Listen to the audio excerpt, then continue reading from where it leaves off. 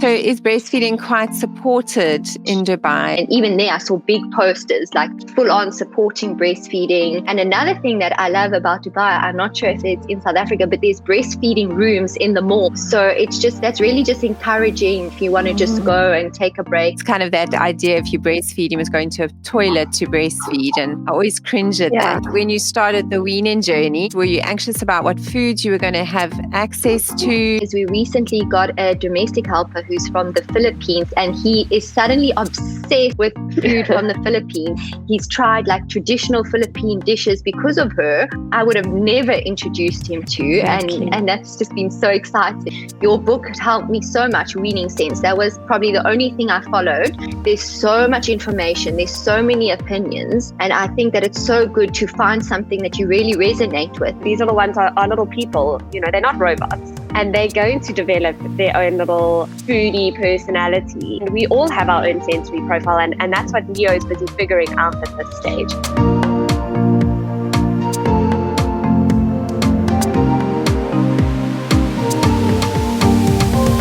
Everyone, and welcome to another episode of Let's Talk Baby. We're almost at the end of our weaning series. If you've missed some of our amazing weaning podcasts, please go back and have a look.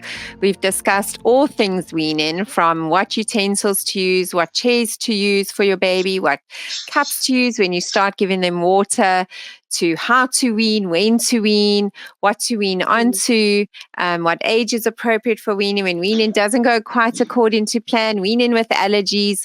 So we really have covered everything. And I'm joined today with my co-host, Sammy. Hi, Sammy.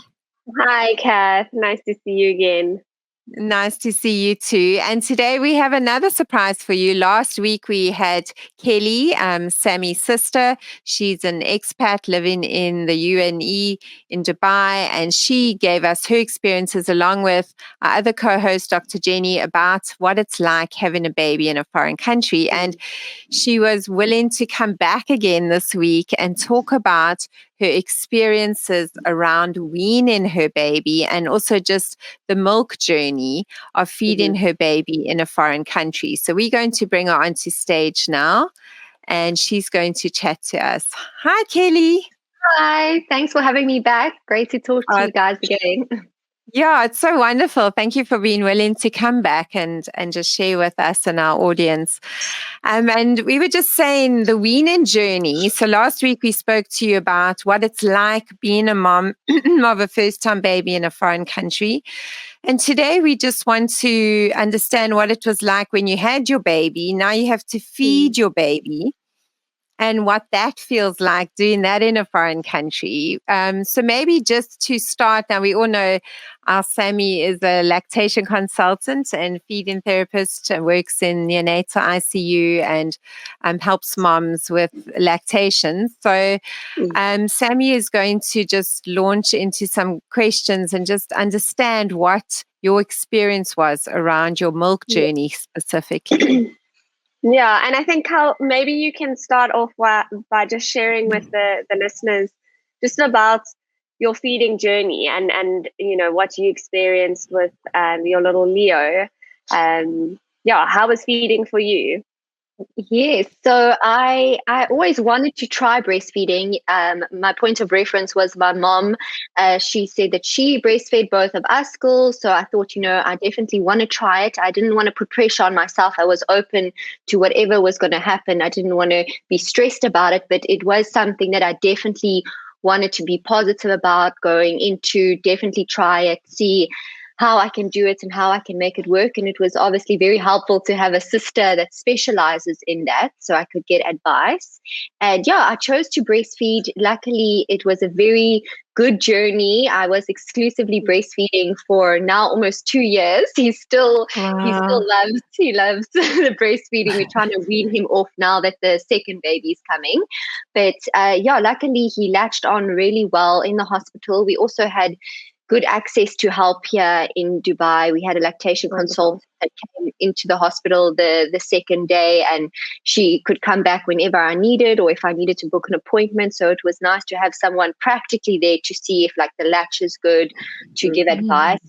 So yeah, I must say I was very fortunate that I absolutely loved my breastfeeding journey. It was really good. We tried to give Leo a bottle with breast milk and he didn't take it. Even my sister tried when we were here, but I wasn't concerned about that because I was fortunate enough to work from home, be with him 24/7. So I just wanted to embrace that journey.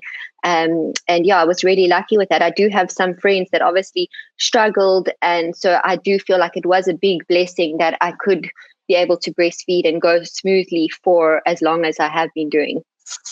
Yeah. And how did you feel, you kind of been the whole source of Leo's sort of nourishment? Did it take a toll on you, where you felt that you weren't able to pop out, and have a bit of me time because you wasn't taking a bottle? How did you sort of navigate that? Yes, of course. That was obviously, it was tough, especially with work, with meetings. I often was breastfeeding him in a Zoom meeting, just having my face showing. It's one of those things, but I just say to myself, I really want to commit to this journey for at least a year and a half. I want to focus on him, work from home, do what I need to do. If I need to plan appointments or things around that, it obviously got easier as he got older and, I introduced solids and the feeds were a bit less. But I just made it work. I took him wherever I was. I kept him with me 24/7. You just adapt and you go with it. But obviously, I think with the second baby now, I would like to introduce a bottle because, like I'm hosting events or I have meetings or shoots that I might have to be away from the baby for like a half an hour or an hour. So I do want to be able to have that option now. And I think that just comes with experience.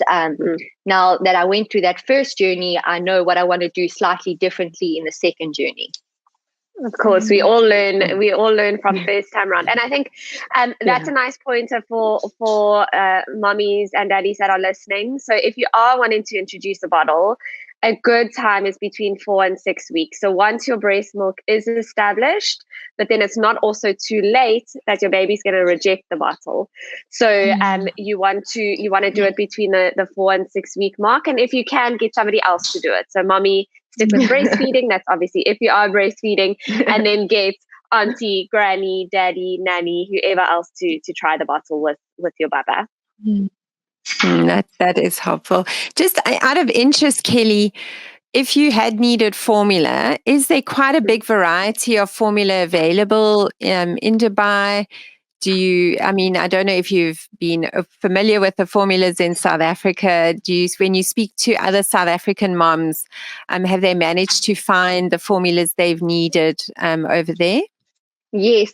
So that's an amazing thing about Dubai. Like we do have access to a lot of things. We also have like instant delivery. You can get something delivered in an hour or 2 hours or something like that. So moms are always saying, oh, where can I get this formula, that formula? And the other moms are very helpful to say, oh, I just saw it at that store or saw it online here and there. So what I've experienced from my friends that are formula feeders, they haven't had any issues. Usually if there's a low supply, it does get filled up within a few days, or there's like different options. I think there's a really good like organic one that a lot of the moms use here. So yeah, everyone seems quite happy with that. Doesn't have any like shortages or and I must say, because a lot of the expats are UK based, so there's a lot of UK products available here. A lot is imported, so I think that makes it a lot easier that people are familiar with the same brands that they might have used back home. Okay, that is very helpful. And just, you mentioned you had a lactation consultant on the second day. Is breastfeeding quite supported in Dubai? Is there kind of a feeling of, we encourage you to breastfeed? In South Africa, it's extremely encouraged on a government level, but not always at hospital baseline. Did you feel like you were really encouraged to breastfeed? Yes, definitely. I think specifically in the hospitals, like they say, breast is best, do that one-on-one contact from the beginning, skin on skin from the first day. Leo literally, he didn't even go to his dad until that evening. I just kept him on me. They were very pro breastfeeding, trying to help you out, figure it out. And I went to another hospital recently for my 20-week scan, the fetal scan. And even there, I saw big posters like full on supporting breastfeeding. And another thing that I love about Dubai, I'm not sure if it's in South Africa, but there's breastfeeding rooms in the malls or in the centers. So it's just, that's really just encouraging if you want to just go and take a break and be in a nice room while you're out and have a safe space that you can breastfeed. So I must say it's been very encouraging to do breastfeeding. Yeah, but in the same breath, they're also quite open to, if you can't breastfeed, here are the options. There's no like shame on that. They're pro like what's good best for you. I think mentally, physically, whatever option you decide, they're very pro whatever works for you and for your baby, which is great. Okay, that's amazing. And I love what you mentioned about like your malls and your places to breastfeed, because I do think we do lack with that here. So it definitely helps if you've got easy, it's kind of that idea if you breastfeed, you must go into a toilet to breastfeed, and I always cringe at that. And I think it's so nice that you've got healthy spaces and good spaces to do that. And then you mentioned when you started the weaning journey, so that's obviously introducing food to your little boy. Were you anxious about it? Were you excited? Were you anxious about what foods you were going to have access to?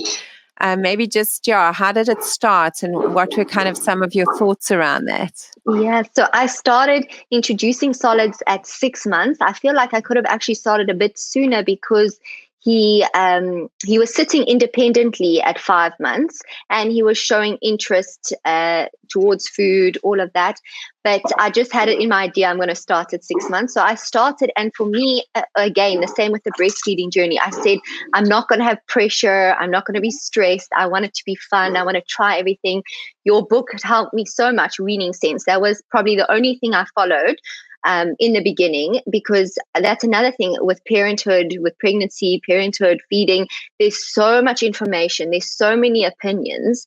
And I think that it's so good to find something that you really resonate with. And that's what I really enjoyed with your book. So yeah, we just started, we tried different things. Leo just really enjoyed everything from the beginning. He loved porridge. So I used to add like a lot of different things into his porridge. I got advice from my sister to do like a combination of the puree and solids, and that worked well for him. And he was really he would eat anything and everything. He was really chubby. He loved his porridge. I used to add everything and anything into his porridge. So yeah, that was a good journey. And one concern probably for me living in Dubai with the weaning journey is access to proteins, like the cows, the chicken, all of that. In South Africa, we're very fortunate to have amazing farms, agriculture, all of that. And here in Dubai, maybe it's my personal misconception, but I was thinking, we don't have the same type of farms and all of that. A lot of the stuff is either imported and stuff like that. We do luckily have a wonderful organic store that was actually founded by South Africans, and they bring a lot of like South African produce in, and they have good quality things. But that was a bit of a concern to me. I was leaning more towards like the plant-based than, the meat and chicken, because I was just a bit worried, where it's from or the quality. But now that he's a bit older, like I feel a bit more happier with him eating like the protein sources. And that's, I suppose, a very real reality if you're an expat in a different country, because you haven't grown up with those ways of doing it, the different foods and that sort of thing. So that concern, like you say, maybe it's a misconception, but yet it's very genuine, because you're wanting to feed your child the best and the quality that you would have experienced in your own home country. Have you found yourself exposing him to foods that you wouldn't have exposed him to if he had been weaned in South Africa, as an example? Because you've obviously got a multicultural there and access to a whole lot of different foods. Has he been exposed to other things that our kids maybe here aren't exposed to? Yeah, well, we are fortunate because there's so many cultures. You can find like any and every cuisine, but definitely Arabic things, like different Arabic dips and Arabic bread. He enjoys that. And another thing is we recently got a domestic helper who's from the Philippines. Now that I'm having a second baby, we thought we should hire something. And she's from Philippines, and he is suddenly obsessed with food from the Philippines. He loves this bread that she brings from a Filipino bakery, and he would honestly eat it every day if he could. He's tried like traditional Philippine dishes because of her, which I would have never introduced him to. And that's just been so exciting for him to see something new, experience something different. And yeah, that was quite an experience. And along the journey, you said you've had quite a fun journey with him, and he's taken to the food nicely and he's enjoyed it.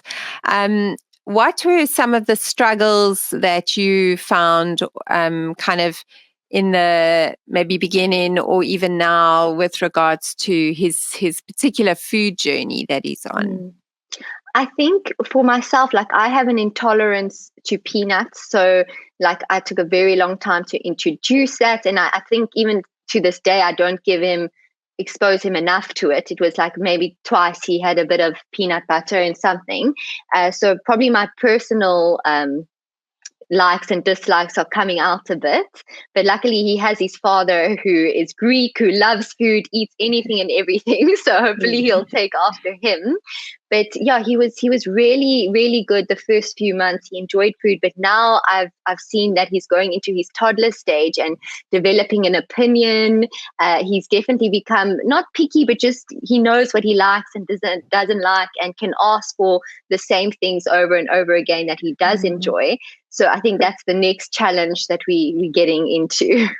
Yeah, and I think that's a very normal. Sorry, Kath, you can touch on that, but that's a very normal sort of developmental phase of feeding, and I think it's important to point that out to moms, is that it can be expected, and some are more selective and more sort of opinionated in their food, and while others are maybe a little bit more relaxed. But it is quite a normal sort of speed bump in the weaning or the food journey. So good to know, because like as just a parent that's not a professional like you both, I'm starting to stress like, oh, maybe is he becoming like picky? Is he not going to go back to enjoying all the things he used to eat?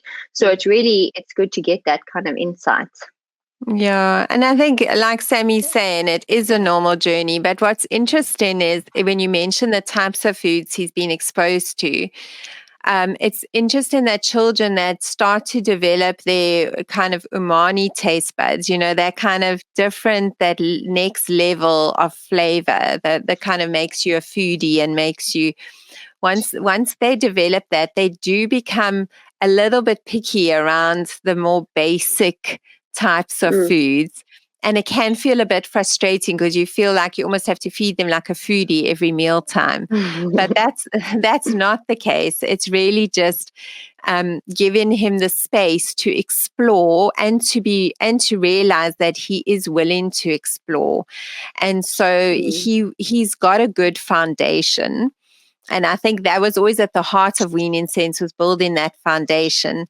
And like Sammy said, at a point, they kind of incorporate back into their diet everything that they've liked and what they've enjoyed, because there's been no fundamental problem in his early days of weaning that like a Sammy would need to be involved in, or myself, So I really do think that your journey with him sounds very positive, and I definitely think the way forward for you the big challenge for you is going to be to keep him interested in food, and maybe just your helper now is just been amazing that he can explore it. It just shows that he's willing to explore, because correct me if I'm wrong, Sammy, but he's definitely not showing sensory issues around the feeding or anything like that. Absolutely not. You can see, like Kelly says, those toddler years where they start getting autonomy, they start, testing boundaries, and that's very, very, very typical behavior. Leo is definitely not showing any sensory sensitivities. I think it's also important to know that we all have a sensory profile. So these little, these little ones are little people. They're not robots. and they're going to develop their own little foodie personality, where certain things he's going to prefer over others. He might like you were saying, those umami flavors, he might prefer that over super sweet flavors or sour flavors. And we all have our own sensory profile, and that's what Leo is busy figuring out at this stage. But I think, like Kelly says, being her sibling, I've always kept an eye on things, and I think Kelly knows that if there was something that I was concerned about or a red flag, that I would flag that to her and make her aware of it. But I think, for Leo, he's just going through that normal, typical toddler eating stage. And I think just what you went into the weaning journey on, with regards to, I love what you said. I went into breastfeeding and went into the solids with, I wanted to be fun, I wanted to be relaxed, I wanted to be organic. And I think take this next phase like that too. So, I think it's often our expectations, and it's totally understandable, because we are taught with solid introduction to build on it. So it's like you start with this, you build, Exactly. Yeah. and they suddenly get to 2 and they just take away a whole lot of stuff. And you're like, oh, I want to build. Where do I go from here? And it's no longer the building stage anymore. Now it's the figuring out what they like, what they don't like, introducing different things, and also just kind of keeping it consistent is actually important. We call it kind of the toddler binge, where they will find something they absolutely love and then they just want it 24/7. That's exactly, and that's okay, because it's part of what they do. They also tend to eat a bit less sometimes than what we would be perceiving in our mind, because again, as a baby, we start with this amount of milk, then we do more and more and more, and then we start solids, and we start with this little amount, then we do more and more and more, and then suddenly at toddler years they almost go for less, and they're surviving on almost less per kilogram than what they were as babies. And that's really because their growth has slowed down exponentially. Otherwise, they would be literally giants by the end of their second year. That's such an important point. I'm so glad you said that, because I definitely noticed that, and I was, concerned, because he used to eat so much, like a whole bowl of porridge, and it's definitely lower quantities, but he doesn't, seem hungry or is not losing weight. So that's really interesting. Yeah, so that's also normal. And I think if you just have a few of those handles in your mind, you're able to just relax and do what you set out to do, and just enjoy this stage of him exploring. The most important thing for the toddler is that there's consistency. So they know they're going to get a meal at breakfast and a meal at lunch and a meal at supper, and they have their snack opportunities. And that's important. So it's not like all day grazing, because they can very quickly get into that where they just want to do that all day. And you want to really just make sure that there are times when the eating is happening and times when no eating is happening, because they can manipulate it like that. And so if you keep that in place, then what happens in those times, he can then direct and navigate. Then it just makes it calmer for you, because you're not trying to feed him all day, and it's more enjoyable for him and you. So, I definitely think you're on the right track, and I really think he's going to be this awesome multicultural foodie that's going to come out of this space. Yeah, thank you so much. Thanks, Kelly, for sharing your journey, and just, it's so lovely for other moms who are in foreign countries just to know that you can make it work, and it's okay to have a bit of anxiety around the quality of certain foods, and I think that's totally normal, and I think sometimes protective also for our babies, and I think that is ultimately the goal. But I think if anything from my side for a take home would be just to enjoy the journey, because that's whether you are in a foreign country or in your home country, is your child, and you need to enjoy that journey. I don't know, Sammy, if you've got any last word you want to just say. Yes, I think, what is, whether you are in Dubai, whether you're in Finland, Australia, use what is at your disposal. Like you say, check the quality, use fresh produce. And Kelly alluded to it, and we also spoke about it in a previous podcast. Have fun, get creative, take the pressure off. And like we touched on with Kelly here, there are certain aspects of the feeding journey that are normal, like the eating less as a toddler, becoming a little bit more like picky, but or more selective. Independent, yeah. And that's normal. But if there's anything that you kind of think with your little one, hold on, this doesn't seem like it's okay, or maybe they've been really selective and they're dropping foods. I know that's always a big concern for you. And ICAT is, their repertoire is really getting less and less and less and less, and they're sticking with like 2 foods for a long time, and their nutrition is lagging on the line. Then we can start looking at what's going on. But otherwise, I think like what Kelly's going through with little Leo is really typical, and I think she's doing an amazing job in terms of offering him all that's at hand in Dubai. Amazing, yeah. So thanks, Kelly, and I'm sure we'll have you back on, if you're willing, again in future podcasts. All the best with your new little baby.